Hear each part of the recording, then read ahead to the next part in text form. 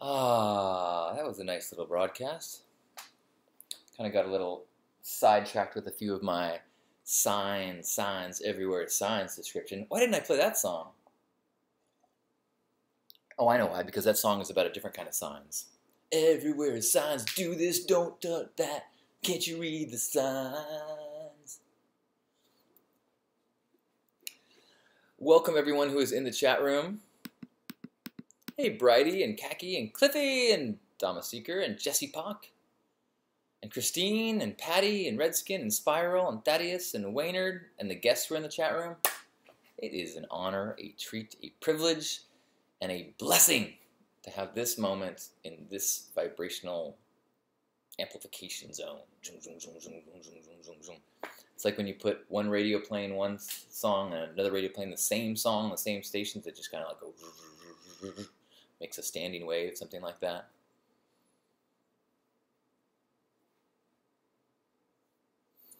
Oh, I'm sorry to hear that, Cliffy, but I had a moment last week. It wasn't so much about I love you, but I was in my office and I was like, I need to ask a coworker for a hug. Like, I just was like achy feeling for it. But if you ever want to message me on Facebook, I love you, and I would be honored, and it would make my day better to give me the opportunity to make sure you know. It's interesting. I actually have coworkers that, say I love you when I get off the phone with them. One specifically, and I love it. It always feels like, whoa, but I totally feel it's sincere. It's awesome. Like sometimes people kind of some people have a problem with that. Like I don't like to use the word love too much because it cheapens it. Like, well, depends. I know people that say I love you all the time, and they mean it. I used to think that it was dangerous to use the word love, and I run into some problems. I had a time when I used the love word way more, and then I found that it got tricky with women, because if you specifically dating type stuff, like, because if you very quickly say I love you to someone, but it's not I don't mean in the end we're building a romantic relationship based on commitment together love, but that gets tricky and people interpret things and hear things, and it's an awkward thing to, if I'm kissing someone, I love them even if I don't know their name. So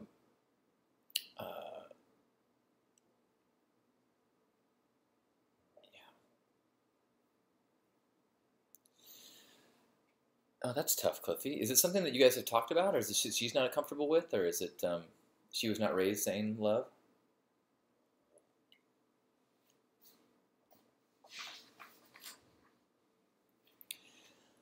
Speaking of love, or the absence thereof, the abomination of humanity named Phelps, the guy who does the Westboro Baptist Church, apparently is in hospice and on his deathbed. And it reminded me that a couple of years ago, 4 years ago, 3 years ago, I don't know when it was, but I got an email late at night from someone saying that there was going to be a soldier's funeral boycotted by the Westboro Baptist Church in San Diego. And it was like middle of the night, and so I put out a call online and said, who wants to go with me? I'm going to bring the Hugmobile down and do a counter protest. So sometimes what people will do is they'll make a line between the grieving family and the Westboro. And it's a really tricky thing because the Westboro people apparently are trained in like provoking, and they actually make quite a bit of their operating income from lawsuits because they, get people riled up. If you're not familiar with Westboro Baptists, I almost don't want to give it any weight, but they're the ones that believe that America is being punished for its embracing of sin and morality, and so that every time a soldier dies, that is God punishing the U.S. So they go to soldiers' funerals, all sorts of funerals, any high-profile funeral too, and they protest a funeral, which is, I think when they say, "What would Jesus do?" I think that's what they meant. He got upset in the temple, and he turned over the table with the money changers, and then he went straight to the funerals and started protesting and trying to make the grieving more bereaved. Now, I have some interesting thoughts on that. Well, I take that back. I will let you decide if they're interesting. I have some thoughts that interest me. So, when we went to the Westboro, we went to the funeral. We got early in the morning, drove the Hugmobile. We met at a coffee shop really early, and we had a caravan of like 3-4 cars. And we got to the cemetery, and at the gate was these row of bikers, and they were like, "What are you doing here?" And we're like, "We're here to defend and protect the family." And they're like, "Okay," and they let us in. And once we got in, there was a huge crowd of bikers that mobilize every time this happens.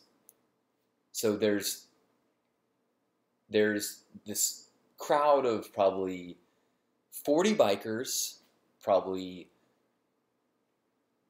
30 military guys, and probably 20 Hug Nation people with our huggable pink stuff.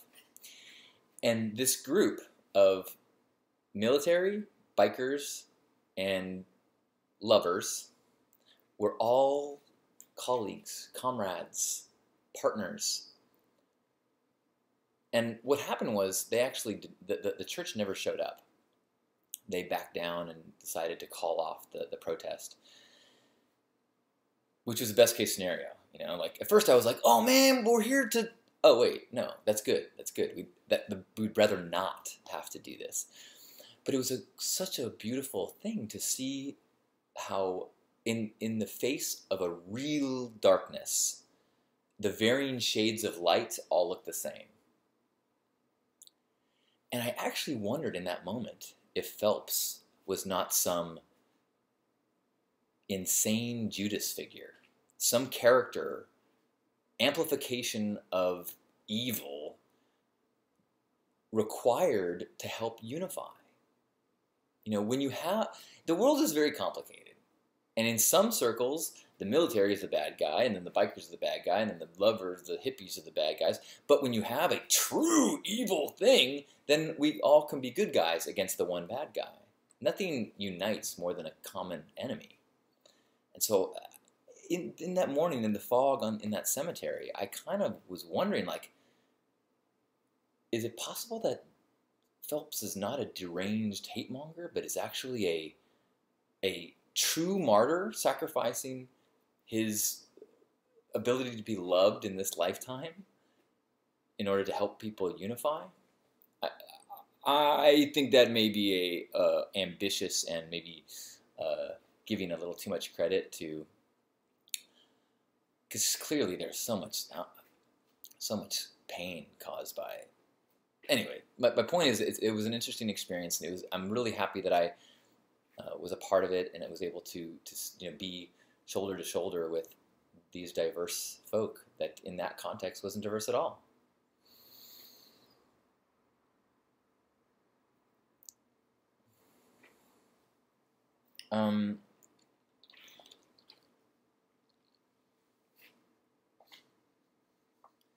So another couple of thoughts that are in my head this week. I've been listening to some new podcasts. I started listening to the Cracked podcast. Now, I was a massive fan of Mad Magazine and Cracked Magazine when I was 3rd grade and 4th grade, and used to even draw horrible comics about pimples and things, and because I thought that was funny and clever. Probably poo involved. Speaking of which, have you guys seen the Twitter app? Oh no, have you heard of Twitter? Have you heard of the Secret app? It's kind of like Post Secret, which is a beautiful site and project, but it's done all digitally. And so you can post things anonymously. So I'm going to share something that I posted anonymously, but more as an exercise or to explain how it's shaped my thoughts around it. And that is that do I have it nearby? No. I said that when I use my urine stream to dislodge a previous patron's poop from a public restroom, I feel like a goddamn hero.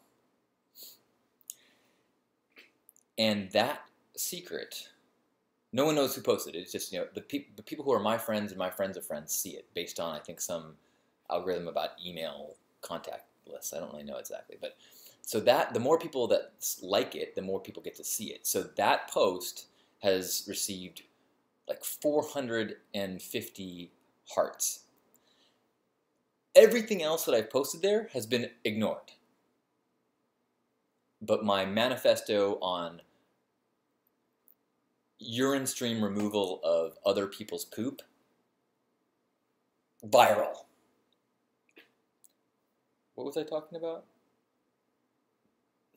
Oh, Cracked Magazine.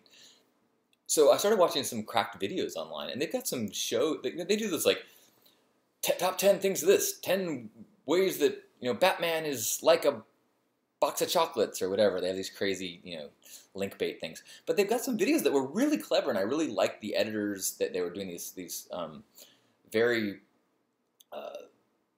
insightful and smart and funny commentary. So I thought I would listen to their podcast, and so I listened to one about extraterrestrials and UFOs, and had a lot of really cool discussions in it.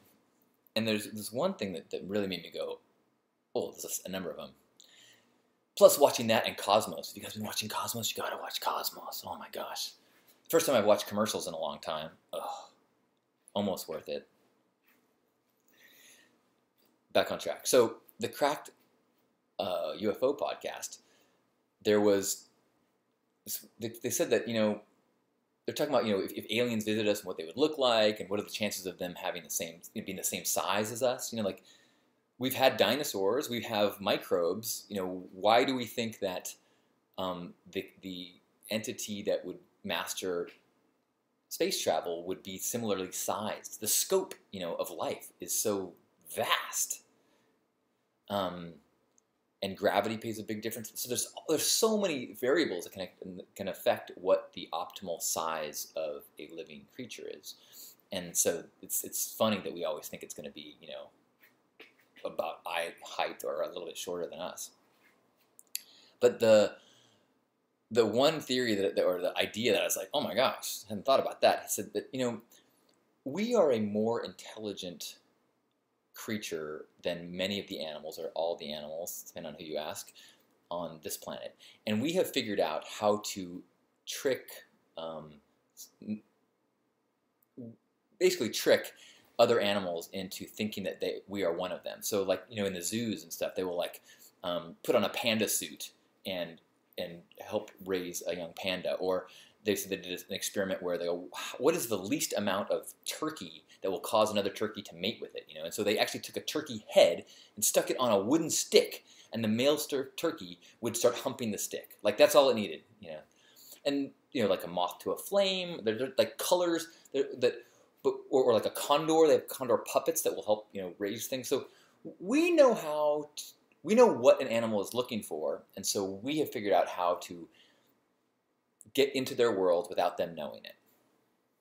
And so this theory was that, well, if there's a species that is significantly more evolved and intelligent than us, wouldn't they easily be able to either be either invisible or disguised to us in the same way that we are with panda suits and stuff? And that made me go, whoa. Like, I never gave much thought to the body snatchers or idea of aliens are among us, but then that thought was like, that just logically makes sense. Oh yeah, how would we know? And he goes, in movies they always these aliens can't mimic human emotion. You're like, why we can mimic, the crying of a condor in a puppet. Why would not an evolved species be able to mimic the emotions of a human? Oh, human-centric.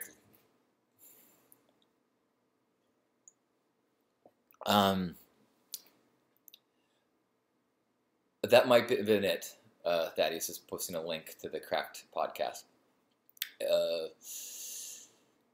So, if there are any extraterrestrials tuning into this broadcast, whether it be live or you are receiving a transmission a million years from now, let me just say that while I was alive on this planet, because clearly I'll be dead by the time this transmission gets to you, or at least this physical form will, I might be uploaded somewhere. If I am uploaded somewhere, I'm john@stin.net. You can search for me on Skynet, and I would love to hear if I was right and if you are among us, feeding us like panda condors. I am a believer that there absolutely is life on other planets, or life in the universe. And I also don't. I love just to fall into the abstraction of time, space, size, and infinity. Like, if you look at the spaces between the elements of an atom, they're as vast as the spaces between things in a solar system. And if you look at the vastness of the universe and the scope, and there's these online tools where you can go kind of like scale times 10, times 10, times 10. You can get out these, and it's just our perspective of where we are is so specific.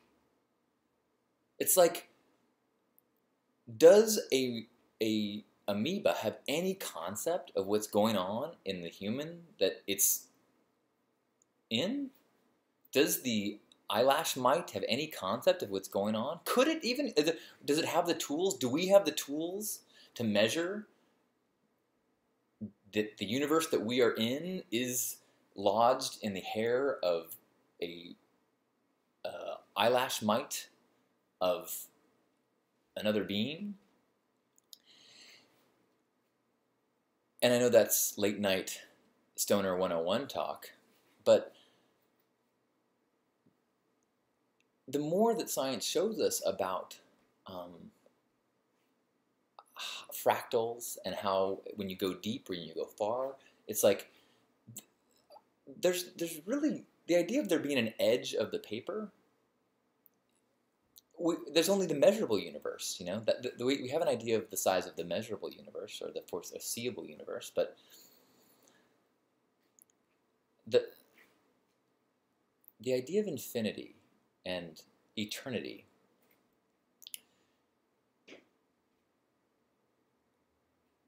is very linked to the idea of divinity, I think,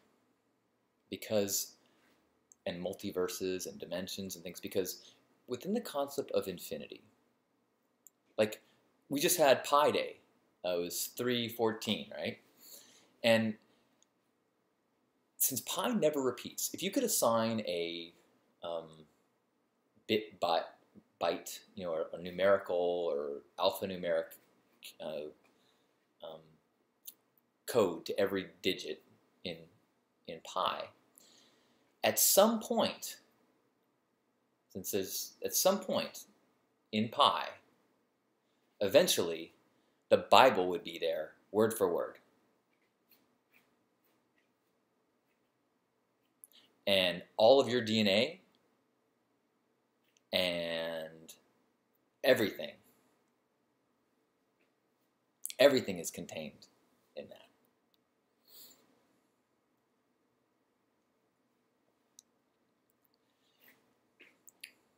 And so in the concept, or in the context of infinity,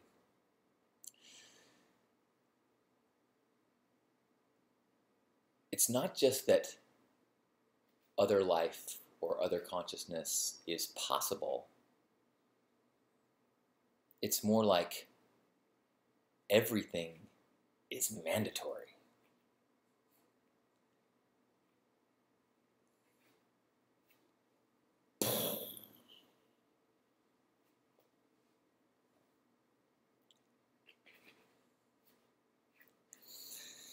Yeah, that's what keeps me up at night.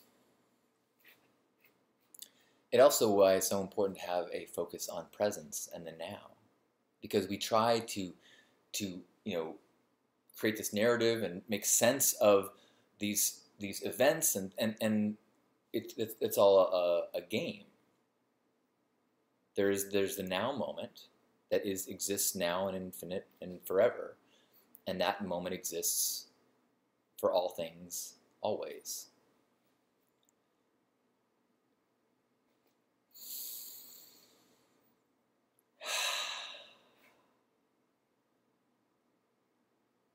And I'm starting to believe more and more that because everything is mandatory, everything is possible,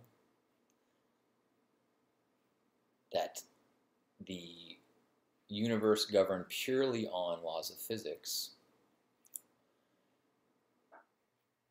is a shallow perspective, and that intention and law of attraction and mind-body connection and influence of our thoughts from other times and dimensions, I think, is all possible things. Not so concrete and absolute that I would, write a book or believe a book or say this is absolute truth, but enough to feel like if you're going to hold my feet to the fire, I'll say there's way too much more that I don't have the perspective to understand. I'm experiencing such a tiny piece of the universe during such a tiny time with such a limited amount of resources, even with all the collected knowledge of all humans throughout all of the lifespan of humanity. It just feels like the cave drawings trying to understand the magnitude, massive wonder of the divine. There's the beginning. If you haven't seen Cosmos, you should watch it. It starts off talking about a particular science, and I'm blanking on the name, but he says that he gets called a heretic by the church because of what he's saying. He goes, no, you don't understand me. You are visualizing God as being too small. God is so much more than you even can conceive. And they could not get their heads around what he was saying and thought that he was implying, that we're not the center. And it's like, yes, it's. And I kind of feel the same way that God, divine, the unknown, the universe is. That being said, and Cosmos did a great job with this, is like studying the universe from a scientific way is a beautiful way to respect and honor and delight in this fantastic experience, existence, event that we are a part of. It's not the end all be all. It's a tool to understand, give context to these experiences, all the while being very, very clear that your mind is as close to a divine receptor of universal experience as we can conceive. That being said, it's limited by time and space to a single point, and it has built into it a process of connecting dots. So it makes sense out of things. Things will seem absolute to us. They will seem concrete and real and no doubt, even though we didn't actually experience those absolutes, but our brain will connect the dots in a way so that we can file things away for us, whether that be we think we saw an accident happen this way and we saw a bunch of pieces and then it's constructed in our head, and we think that that is a truth. And then we watch a video of it later and go, oh my gosh, that's not the way that I recorded it in my head. Or that's not the way that I heard it, or that's not the way that I've been remembering it. And UFOs and religious experiences are all subject to that same flaw, which is by design of the brain. What a gift. What a magical opportunity to do the best we can to receive and wonder and delight.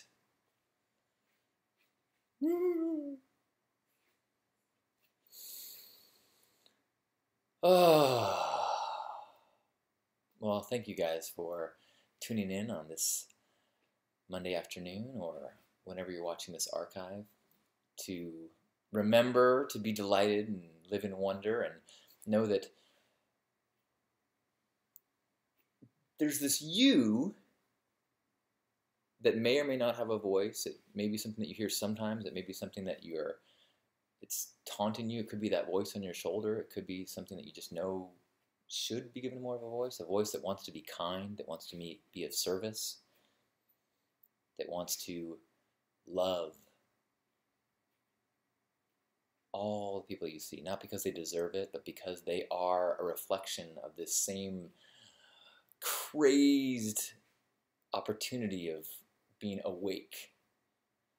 And so we honor them, we love them, we have compassion for them.